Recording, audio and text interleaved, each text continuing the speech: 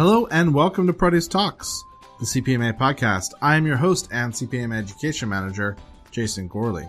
Before we get started, I just want you to know that we want to hear from you. You can let us know anything about the podcast. You can let us know how we're doing. You can suggest topics by emailing podcast@cpma.ca.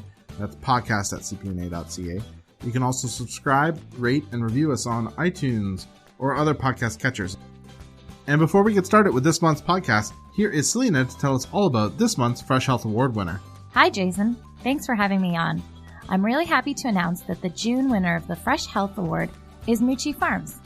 Moochie Farms has been a great supporter of the Fredgie Children's Program, sponsoring several events over the past year. Congrats, Moochie Farms, and if you'd like more information on the Fredgie program, go to fredgietales.ca. Thanks, Selena. Now, this month on Produce Talks, we are talking about transportation and logistics. And we have with us Kristina Goodall, who's the Director of Operations for NFI, and Jennifer Morris, the VP of Sales for Two Roads Logistics.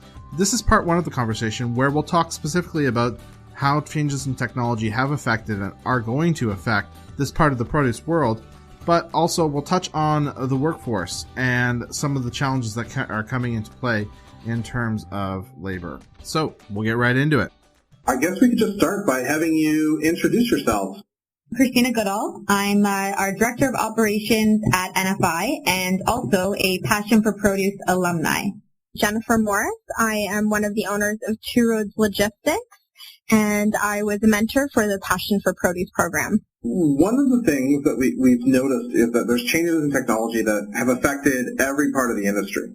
And I'm assuming that the logistics, transportation areas, they're not immune to this. So maybe, Kristina, we'll start with you. Maybe in the past 5 years, how has technology changed the way that this part of the business works? Well, historically, this industry has never really been much of a technology leader, mostly because transportation's always been about moving freight at the lowest possible cost. But like you mentioned, we're seeing an emergence of technology that's changing the industry's landscape. For example, government regulations are forcing transportation companies to adopt new technologies. A perfect example of this is ELDs, electronic logging devices. Since the 1930s, truck drivers have been required to track their hours on paper logbooks. But come December in the U.S., these logbooks are going to become electronic, which is really going to change, driver regulation, hours of services, and when they have to rest. E-commerce as well is having a dramatic impact on the retailing landscape and thereby the logistics industry. There's an expectation or demand for same-day or next-day deliveries, which is forcing retailers to rethink how they fulfill and distribute products. And for transportation companies, it's putting an increasing pressure on investing in technology and capital to support this final mile or last mile delivery. Technology is redefining warehousing. It's creating what we call smart warehouses that are technology-driven operations with state-of-the-art automation and RFID tracking that can identify the exact location and progress of inventory or product at any time. So it's really having an impact across not just transportation, but the entire logistics industry and the supply chain as a whole. We're definitely looking at a situation as well where the efforts of regulators around the world to manage things like climate change and to save energy is forcing the development of cleaner, more efficient trucks and the optimization of trucks, making sure that a truck is always full and that it's always matched up with the right product and things like that. I think that the interesting thing is that on the surface, the changes that Kristina mentioned and with the climate change situation, it may seem like this is going to make the industry better and more efficient. However, at first there'll be a lot of issues that many people are going to run into. There's going to be changes in things like time frames. How long is it taking things to get places is going to be longer. The price of things is going to be longer. We're currently dealing with those paper logbooks, and like it or not, there are loopholes to that. And that's what carriers have been using to maximize their time, whether it be legal or not. And it's not something that anybody like myself or Kristina would ever encourage, but there are drivers and a lot of them out there that use these loopholes so that they can make more turns faster. So these e-logs are going to put into a place where drivers can only do so much in so much time. If you think about how long it takes to get from one side of Toronto to the other during rush hour, imagine that you're a truck driver trying to get through that, and you burn through 4 hours of your drive time just getting from one side of Toronto to the other. Now, try and multiply that across the country, and you're looking at timeframes increasing and increasing, and therefore carriers will only be able to do so many loads at a time, and then that will also mean that they'll only be able to charge a higher price so that they can actually manage their freight costs. So I think that the problem that we're going to see is customers, shippers, receivers that are not going to be prepared for this. And I think things like wait time at receivers and shippers are going to become more glaringly obvious, because carriers will sit at a shipper for 8 hours, and then that's half of the time they're allowed to be on duty. So we're going to see this emergence of a real pushback, I think, to shippers, receivers, and customers really holding their warehouses responsible for these things. The changes in terms of efficiency that's actually going to create, well, I guess it's going to highlight the inefficiencies that are already in the system. Correct, yeah. I think that in the long run, like at the beginning, it's going to be very painful, I think, for a lot of companies and for a lot of warehouses and carriers, of course, as well, are going to be learning as they deal with this. I know some carriers have adopted the e-logs early so that they can try and work out the kinks. But yeah, I've definitely seen some issues that they're running into and changes in timeframes that people have used for years and years as a standard are going to change. And now it's time to take a quick break to hear from our sponsor, Nature Fresh Farms. All right, and on the line we have Ray from Nature Fresh. Ray, how are things going at Nature Fresh? Jason, going very well. We are presently right now in the middle of our greenhouse season with plenty of local vegetables available for the Canadian consumers out there. With the end of the school season entering into the summer holidays, we have plenty of vegetables available for the consumers out there. Going into this weekend coming up, Canada's celebration of their 150th birthday. Great time to get out there and celebrate and fill half your plate with Ontario greenhouse vegetables. And now back to the show. I want to stick on the technology for a second because I'm just curious about temperature monitoring and monitoring of the actual environment inside inside the trucks or shipping containers. I assume that that's taken a big leap with the rise of the Internet of Things too, right? Yeah, definitely. I know that we've seen some carriers, you can track them with their GPS, and their GPS system even logs into their reefer as well to be able to tell you exactly what the reefer is running at that time. And even some reefers, referred to as smart reefers, are so good that they are linked into a computer that will tell you if there's something going wrong before you even check. And there's some companies that are emerging too and kind of exploiting this development in technology, and they're creating temp recorders that have GPS tracking and as well temp recording. You can always know the temperature of not just the reefer or the setting of the reefer, but the actual commodity inside that reefer.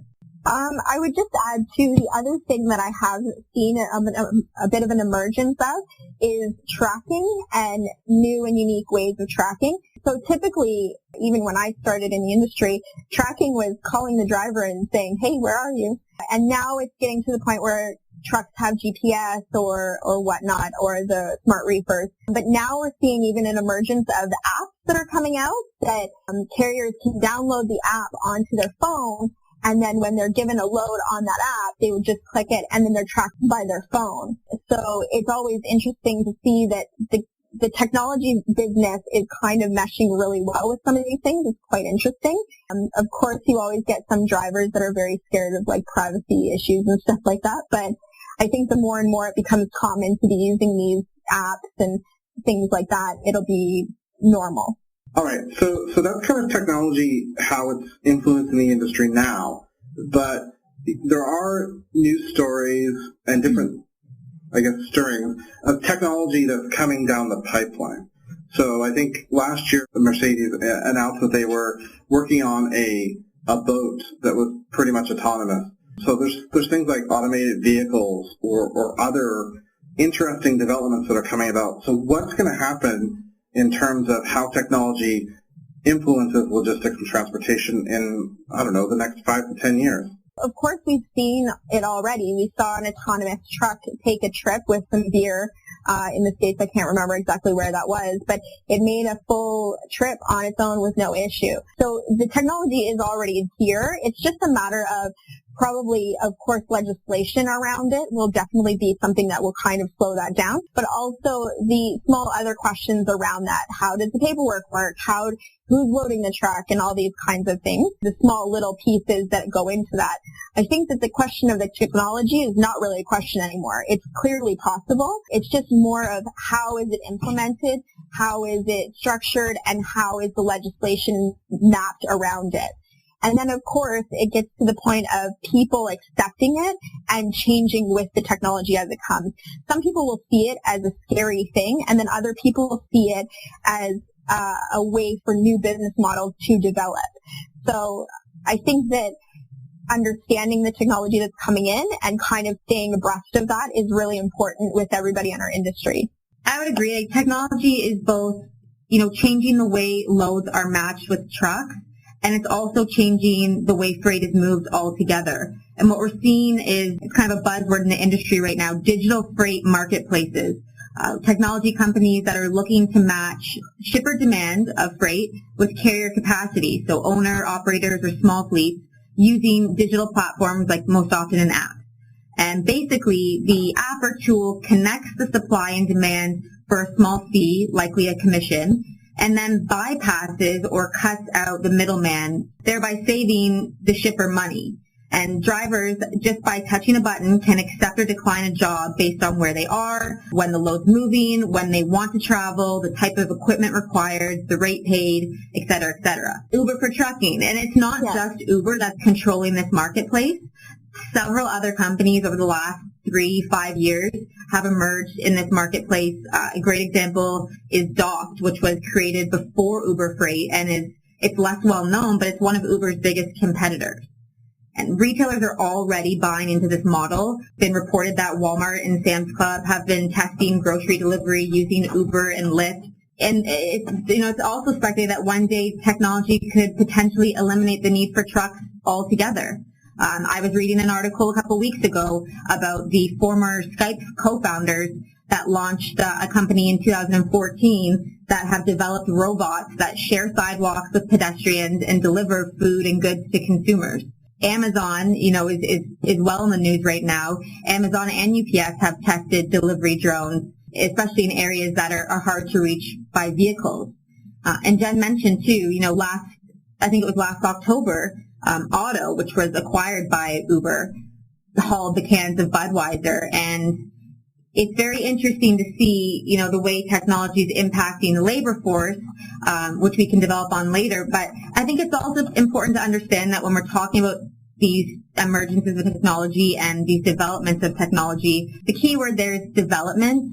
And as much as these technologies could cause a disruption in the transportation industry, we're a long ways away from eliminating the need for a truck driver altogether. It's an oversight how much truck drivers have in terms of responsibility for each load. They don't just sit behind the wheel of a sleeper on cruise control. They have to inspect their loads. They're responsible sometimes for fixing equipment, adjusting the loading, helping with the offloading or the loading, not to mention, with new regulation like the Food Safety Modernization Act, their responsibilities are increasing. So while technology is changing the landscape for truck drivers, there's also still a definite need for those truck drivers in our industry. Let's stick with labor for a second, and Kristina, we'll stick with you. So there's been, I think almost every industry, at least in North America, is talking about shortages of the supply of labor. And the produce industry is no different. So in terms of transportation and logistics, we've seen that there's trouble recruiting drivers, but I assume that labor supply is an issue across this entire sector? Absolutely. I mean, driver shortages and labor shortages have been a growing issue in the industry for years, and I would attribute most of that to an aging workforce. According to Canadian Truck Alliance, the average age of a truck driver is around 47, and almost 30% of the current workforce is 55 years or older. So majority of our drivers that are currently in this industry are nearing retirement. There's definitely a shortage of long-haul drivers. In Canada, it's estimated that by 2024 there'll be a shortage of 48,000 drivers, and in the United States, a shortage of 175,000 drivers. So it's clearly an evident issue and a growing issue in not just Canada, but in North America as a whole. I think that because so many drivers and the workforce in general is nearing retirement, truck drivers are running more miles and hauling more freight now than ever. And they often work 10 to 14 days straight, 12 hours a day, with maybe only 3 days off between trips. And trying to attract a younger, emerging workforce into this industry, that's difficult as well because the work-life balance just isn't there. And that's what's sought after kind of by today's younger generation. The entire logistics sector, not just transportation, but all ends of the spectrum, portrays this image of long hours, overtime, 7 days a week. And that's the real challenge we're faced with. I mean, I've had this issue myself in recruiting the millennial generation.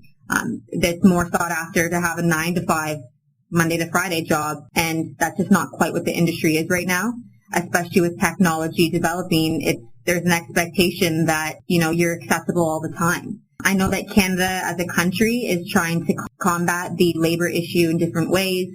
Some provinces are rolling out training programs that pair young, kind of fresh out of high school candidates with companies through internships, with a hope or desire that there'll be a placement afterwards.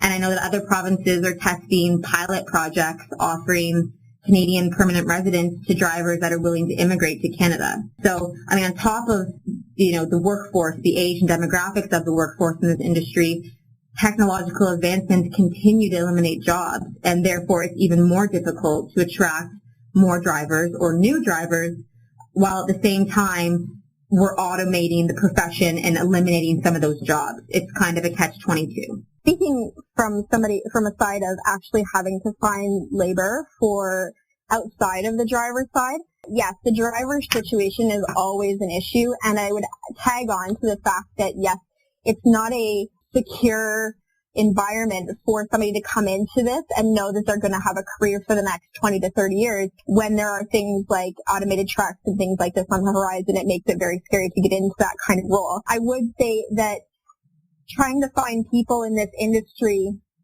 to work outside of the driver role is quite difficult, but I think that sometimes some companies kind of put that on themselves. We are dealing with a younger generation that has different expectations about what they want out of a job and what they need. Right now, I run my business from a work share office. So the employees that I have had or do have, they work from home. They have flexible hours. They can come into the office if they like. They can work from a cafe if they like. As long as their business is getting taken care of, they can work from the moon for all I care. But I think that the problem is there are a lot of companies out there that have this thought process of, I need somebody in the office. I need them to be here. If I can't have my eyes on them and know that they're working, then I can't have them. And I think that when you're dealing with this group of people they're quite motivated. The millennials are very motivated people. It's a matter of speaking to them in the way that they understand. So you have to kind of look at it and be like, what would I want if I was in their shoes? Well, I want flexibility. I want flex time. I want to be able to work from home. Maybe I want an office sometimes. So giving them things like that and giving them a bit of a say in how their work life is, I don't think it's too much to ask, really. I think we need to start stepping away from that 9 to 5 job because that's not really how the world works. In all honesty, I think in our industry, the hours between 2 and 5, there's not much going on. Really, all the business happens first thing in the morning till about noon. Then you deal with a few problems and maybe some paperwork. And then you can work on projects and things like that in the evening if you're feeling motivated. So I think that looking at it from a different point of view changes the perspective of whether it's difficult to find the right employee. You just have to be able to be a little bit more flexible. And that's it. That's all that we have for you this month on Produce Talks. I want to thank Kristina and Jennifer for providing us with the value information and providing their time so that they could let us know all about this part of the business and what's happening. I'd also like to thank Selena for letting us know about this month's Fresh Health Award winner. And I'd like to thank you for listening. Again, you can subscribe, rate, review us on iTunes or other podcast catchers. If we are not on your favorite, please let me know at podcast@cpmed.ca, and I will make sure that we get on there. Till next time, make a healthy choice. Fill half your plate with fruit and veggies. You will now be disconnected by the moderator.